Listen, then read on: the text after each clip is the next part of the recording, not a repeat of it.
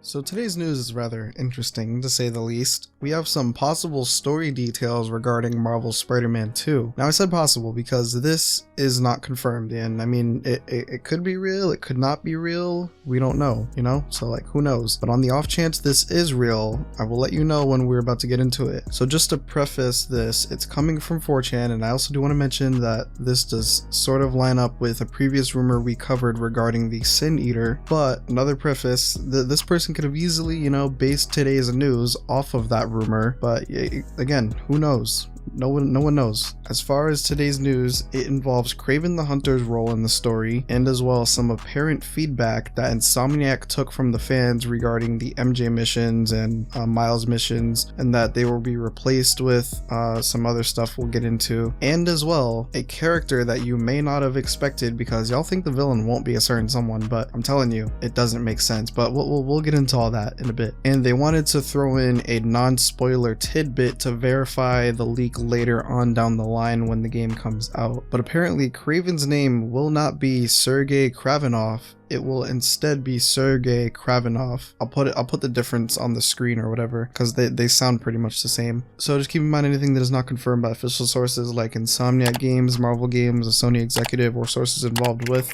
Marvel Spider-Man 2 or just rumors to take with a grain of salt. Before we get into today's video, do you enjoy watching Spider-Man content on YouTube? If so, you found the perfect channel to join. For an affordable price of only $2 a month, you can get exclusive access to priority reply to comments, these cool custom badges I made myself, as well as some Spider-Man emojis. Like, wait, there's more! And lastly, you can get early access to content. If any of that sounds interesting, what are you waiting for? Join today. Thank you for your time. Back to your regularly scheduled content.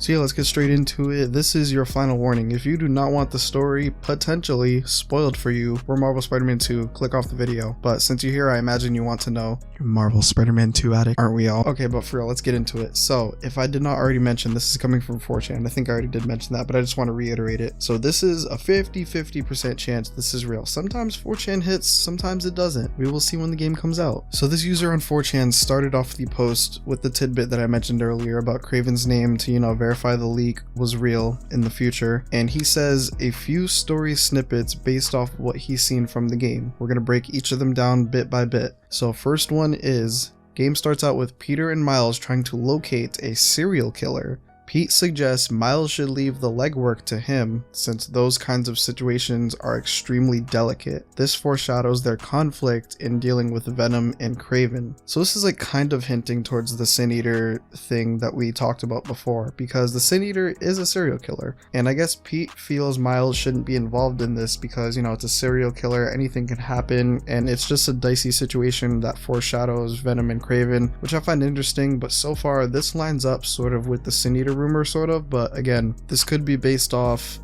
you know, that rumor that we already talked about, who knows. And like, this guy didn't specifically mention Sin Eater, but he says serial killer, and Sin Eater is a serial killer, you know, so it's like, I don't know. The next part he says is the Venom symbiote sneaks onto Peter while he and MJ reunite with Harry. This is interesting because in the post-credit scene of, I think, Miles Morales, that game, Norman was essentially like, fuck it, let Harry out of the tank, whereas Dr. Connors was iffy about it, but Norman said, fuck that, let my son out. But I kind of do wonder how that would go, because like, the symbiote is conscious, so like, wouldn't it just want to take control of him? But I guess it doesn't do that with Spider-Man, it does it gradually over time. But the thing is, like, does Harry learn how to control it? Like, I don't know, I feel like that's kind of odd, sort of. Like, it sort of makes sense for like Harry to reunite with them at some point in the game, I guess, since they've teased Harry a lot and stuff, and like the whole trio's relationship throughout the years. But like, does the symbiote just hide itself when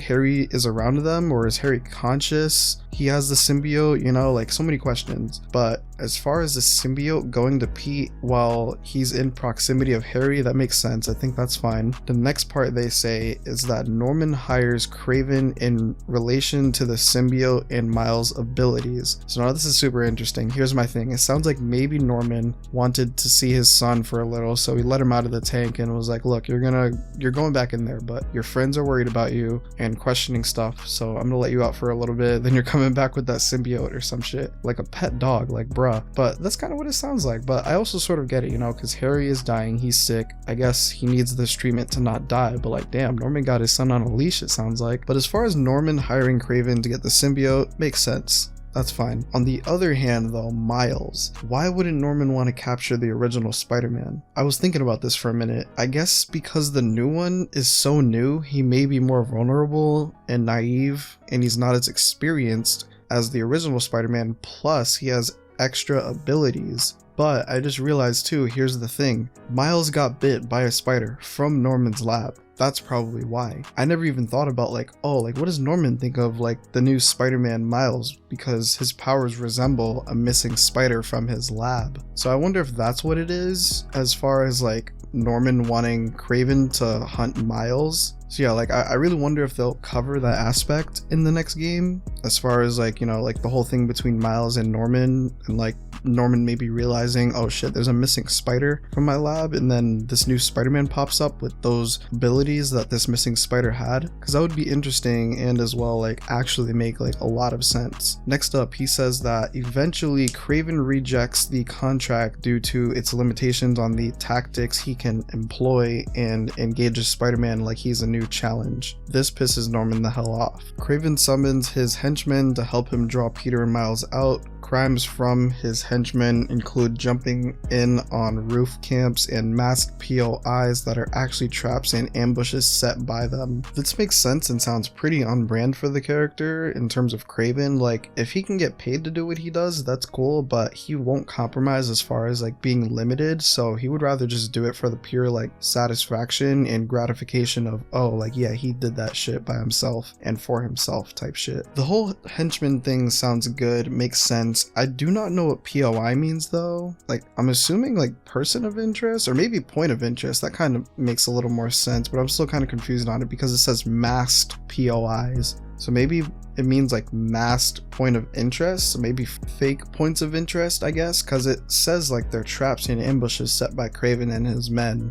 So I guess that makes the most sense. Fake like point of interest. Now this next part I find interesting actually, because it has to do with the MJ Miles stealth missions, but also it has to do with a character that people think is not going to be in the game, but it's kind of ridiculous to really think that he's not going to be in the game, but we'll get into it in a minute. As most of you know from the community or just experiencing it yourself, myself included, most people hated the stealth missions with MJ and Miles. Looking back at it, I understand why they did it. It was to slow the pace of the game down type shit, and like give a break from all the action and stuff like that, and to break the story into pieces with those missions in between. But I think the main problem of the stealth missions was the pace of them was too slow. It almost like put the whole entire story to like a halt, and like you kind of forgot what was going on for a little bit in a sense. I think that was like the main problem of it, and also parts of it were clunky in my opinion at least, or like sometimes it just felt super forced, or like, you know, whatever the case may be, like with like other people that may have like problems with these stealth missions, but like I think those were the main problems with them. But let's continue. This is the part I was talking about earlier again with like the whole like y'all won't expect this because y'all don't think that they're gonna do this version of the character, but why wouldn't they? It just wouldn't make sense. But here we go. The next part says there are playable sections with Eddie Brock. Devs took player feedback on the MJ and Miles sections of the first game, and there's a lot less shoehorned stealth. It's basically a walking simulator while you see the environment of New York City and the antics of Spider-Man and his villains from the perspective of a normal person. There are significantly more cutscenes and screen time of characters interacting without Peter/Miles being present than the first game. More non-protagonist present scenes than a video game normally would have. So now there's a bit to unpack from this. First, let's talk about the stealth missions. It's good Insomniac took that feedback from us, like hopefully, you know, because, you know, we don't know if this is true. Hopefully it's true though. But I mean, is it a good thing that there will be more cutscenes and stuff rather than gameplay? Especially if it isn't about the main characters. unless it's involving a main antagonist. Maybe that could be a better choice, but you know, we'll see. Now, speaking of the main antagonist, I think the main antagonist is going to be Eddie Brock's Venom, or maybe Green Goblin, but like, you know, there's nothing here that suggests that. The whole Green Goblin thing, that's my speculation. I know you guys think it's going to be Harry that's going to be Venom, but it really just doesn't make any sense, to be honest, unless they go the ultimate route with the symbiote, because the ultimate symbiote kind of just was like a mindless monster low-key that could, like, you know, take over anyone and turn them into Venom, whereas 616 Venom kind of needs a host with hatred for Spider-Man, or just hatred for anybody, I guess, but usually Spider-Man, right? Harry and Pete are best friends as far as we know. Pete has not done anything yet, as we know of, to piss Harry off, or Norman. So why would the symbiote turn Harry into Venom? Yeah, Eddie Brock may not have a reason to hate Pete yet, but the key word is yet. This rumor said instead of the stealth missions, it will be a walking simulator of what it's like to see Spider-Man versus the villains he has, like, from the perspective of a normal person. I think this is kind of cool for a couple reasons. One, because it will almost be like real in a sense. Like, of course it's a video game, these are fictional characters, none of this shit's real, but I think that could add an element of realness to it, if that makes sense, and possibly even relatability depending on, you know, how it plays out. Imagine IRL watching a fight between Spider-Man and the Rhino, and Spider-Man webs your car to throw it at Rhino, and you're just like,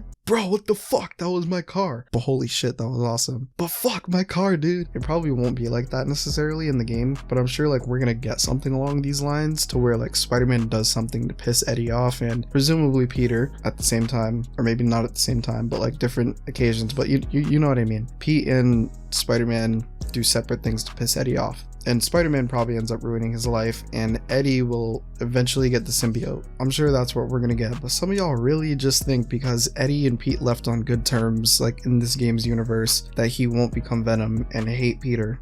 You guys do know Spectacular Spider-Man, right? The show that everybody considers the best Spider-Man cartoon, maybe even the best Spidey adaptation, some would say or argue. In Spectacular Spider-Man, Eddie and Pete had a bro relationship. They were close, they were tight, and look how that turned out. From now on, we're poison to Peter Parker and Spider-Man. We're Venom! Same shit could happen here, so I don't want to hear, oh, they haven't set Eddie up or none of that. Just like the adaptation, it can be done. I just do not believe the narrative that Harry is going to be Venom. I just don't, and I never will. We'll see when the game comes out, of course, and if Harry is Venom, I will eat my words when I do my playthrough. But if it's Eddie, I'm gonna yell, I told every single one of you so, that it's Eddie and not Harry. But anyways, enough of that. There is one more thing I wanted to talk about that I found on this thread. It's nothing to do with the story or anything, but more regarding like the cutscenes and gameplay and shit like that, but I didn't know this. Maybe you guys didn't either. So someone said, like, apparently like they were trying to bug test cutscenes probably because of things like this in the first game, and someone asked, you know, like, how do you bug test a cutscene? And someone said cutscenes aren't movie files anymore, and when I read this I was like, oh shit, that's kind of interesting, so I kept reading. Someone said it's all assets and geometry in the game playing on scripts from a specific POV camera. That's why the transitions are seamless from quote-unquote cutscenes to gameplay, or gameplay to quote-unquote cutscenes. Again, seamlessly, like, you know, giving control back to the player. So they play them along with the gameplay to make sure this doesn't happen again, or like physics don't freak out in the game. I thought this was a cool piece of information you might want to know. I didn't know that at least, and I thought that was pretty cool. So what do you think of today's rumors regarding Kraven and possibly Eddie Brock and all the other good stuff we talked about today being in Marvel Spider-Man 2? Make sure you comment your opinion down below so I can discuss all of that with you in the comments section. Thank you for taking time out of your day to click on this video. If you are new to the channel, I cover Spider-Man related scoops, rumors, leaks, confirmations for the games, movies, TV shows, and I try to upload as much as I can. So if any of that interests you, hit the subscribe button. We're on the road to 2,000 subscribers. If you want more of this type of content, leave a like on the video. Don't forget to check out my latest video on the left if you haven't already. I hope you have had a good day and that you enjoyed the video. Until next time.